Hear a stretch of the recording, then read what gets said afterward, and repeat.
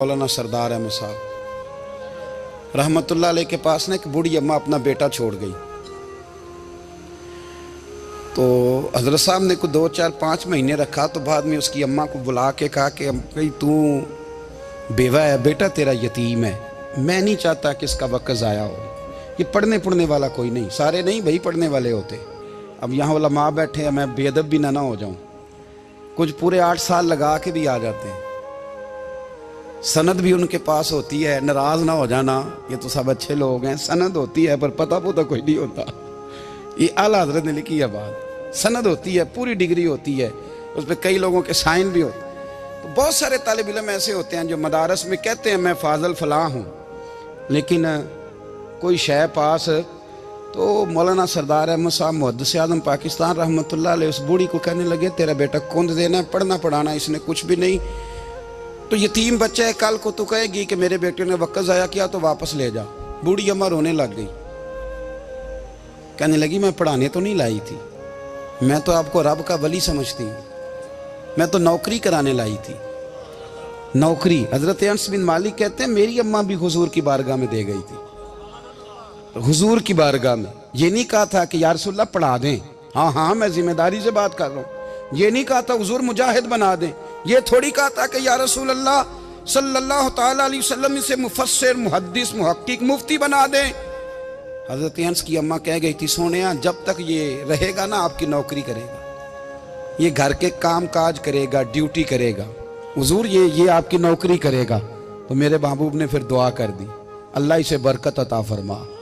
तुम समझता है खिदमत वाला खाली रह जाता है? जितना जायका खिदमत वाले को मिलता है, जो उसके नसीब में आता है, वो किसी का नसीब कहां भाई। हजरत अनस कहते हैं हुजूर ने दुआ कर दी, बरकत की। मुझे तो खेती बाड़ी आती भी नहीं थी, पर लोगों के बाग में साल में 1 दफा फल लगता था, मेरे बाग में 2 दफा लगता था।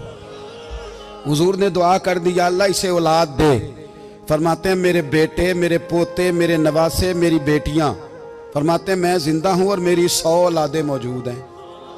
परेशान हो गया 100 सुन के बच्चे 2 ही अच्छे, 100 औलादे मेरी मौजूद हैं। हजरत अनस बिन मौलाना सरदार अहमद साहब के पास ना छोड़ गई बच्चा, कहने लगी हजरत जी मैं को पढ़ाने के लिए थोड़ा छोड़ गई हूँ, मैं तो इसलिए छोड़ के गई हूँ कि आप मेहरबानी करें, खिदमत कराएं। तो हजरत जी कहने लगे कोई ऐसा काम ही नहीं, खिदमत वाला क्या कराऊं। कहने लगी पट्ठे पवा लिया करो जी। हूँ लड़ पेंदे ने, कहने ने बच्चे काम करते हैं मदरसे का। हालांकि अब कहाँ बच्चे काम करते हैं, अब तो गुजर गया दौर, अब तो बच्चे काम कराते हैं। अब बच्चे भी नाराज हो रहे हैं, घूर घूर के देख रहे हैं। सही कह रहा हूँ आपको, बच्चे काम कराते हैं, बच्चे कहाँ काम करते हैं। कहने लगी ये चारा डाले करेगा आपकी भैंसों को। तो हजरत ने उसको कहा कि बीबी चारा मेरी भैंसों को डालने के लिए मैंने बंदा रखा हुआ है, तो तू जा ले जा। कहने लगी हाथ बांध के हुजूर मेहरबानी करें रख ले, चारा डालेगा। और पुत्र तवज्जो से चारा डालना हजरत की भैंसों को। रोने लगी, हजरत ने रख लिया, महीने का खर्चा भी देते। शाम को ना वो सारा दिन काम करता, शाम को आके पैरों में भी बैठ जाता। हजरत जी लाएं तेल थोड़ा सा, पैर ना दबा दूं। 8 साल साथ वाले पढ़ते रहे, ये बेचारा नौकरी करता रहा। मेरा रूप भी नहीं ते मेरा रंग भी नहीं, और मैनू यार मनान दा टंग भी नहीं। कभी कभी ना हजरत बिलाल हबशी फारग होते ना, तो नबी पाक की बारगाह में अर्ज करते हुजूर कोई काम तो नहीं, सारे हो गए, हुजूर जाऊं जरा, चले जाते। एक दिन सलमान फारसी कहने लगे या रसूलल्लाह ये बिलाल कहाँ जाता है। फरमाया जा देख के तो आ।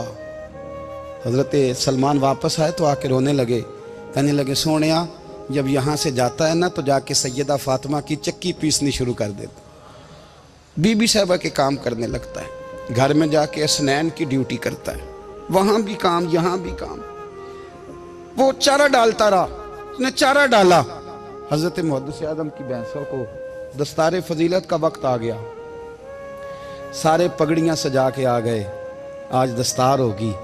ये ना पीछे होके बैठ गया, चूंकि पढ़ा ही नहीं था तो दस्तार का है कि दस्तार तो उसकी जो पढ़ेगा, हमने तो पढ़ा ही नहीं, हमने तो यार पढ़ा, घर पढ़ा, ड्यूटी करी। हजरत मुहद्दिस आज़म रहमतुल्लाह अलैह के यहाँ जब ऐलान होने लगा ना कि अब दस्तार होगी, तो हजरत ने पहला ऐलान उसका फरमाया। तो मजा वाला बंदा कपड़े भी कदी कदी बदलता है ना, वो कहता है जिस हाल में भी था मैं पलट के देखने लगा कि पढ़ा पढ़ाया तो है, कोई शय नहीं। तो ये माजरा क्या है।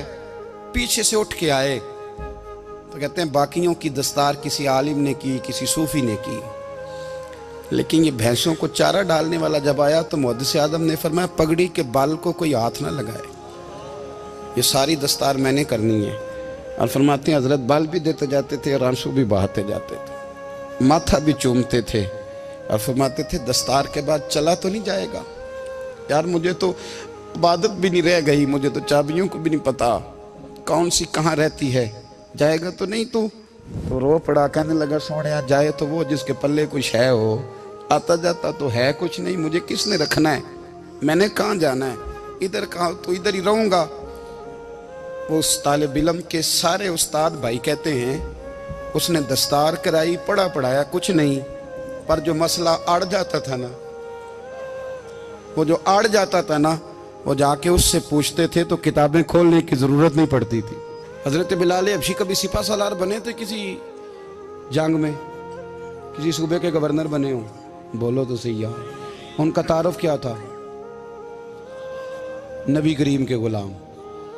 हुजूर के ना जो ज़ाती मामलात थे ना, 20 अंसारी नौजवान थे जो हर वक्त नबी पाक के पास खड़े रहते थे कि हुजूर को हुक्म करें, 20, और 34 से लेकर 40 तक गुलाम हर वक्त हुजूर की बारगाह में रहते। हजरत बिलाल हुजूर के जाती मामलात की खिदमत करते थे, कोई ऐसी वो जो तबलीग की या दावत की या जंग की या जिहाद की कोई ड्यूटी नहीं वो करते थे, जाती खिदमत सरकार की। हजरत उमर फारूक वो शख्स हैं कि जिन्होंने कभी किसी बंदे को खातर में नहीं लाए हो, लेकिन जब हजरत बिलाल आते थे ना तो जनाब उमर उठ के खड़े होते थे, कुर्सी छोड़ते थे और फिर एक नारा लगाते थे, कहते थे या बिलाल अंता सैयदुना, बिलाल तू हमारा सरदार है यार, तू हमारा। यानी इश्क का ज़ौक पूरा करना उन्हें भी आता था। इसलिए मेरा मशवरा है, मेरी राय है, और जो मेरा हुक्म मानने वाले हैं उनके लिए मेरा हुक्म है कि ज़ौक ना कभी भी ख़राब करना, कभी भी ना ज़ौक ना ख़राब करना, अपना लुत्फ़। मैंने कई दफ़ा, मैं पहली दफ़ा मदीना शरीफ हाज़िर हुआ तो एक बाबा जी मेरे आगे आगे थे, तो उनको ना धक्के मार रहा था, वो सामने खड़े होते हैं ना, अल्लाह खैर फरमाए, अपनी अपनी ड्यूटियाँ ना, उनकी भी एक ड्यूटी है ना जी। तो वो धक्के मार रहा था तो बाबा उसे कह रहा था तेरी खैर होवे पहरेदारा, रोजे दी जाली चुम लैन दे। उन्हें फिर धक्का मारे तो फिर उन्हें कहता तेरी खैर होवे पहरेदारा। मैंने, वो बिल्कुल अनपढ़ बाबा जी थे, पर मुझे उन्होंने बहुत बड़ी बात समझा दी, मैंने उनसे बड़ा सीखा, मिंबर पे जिक्र कर रहा हूँ।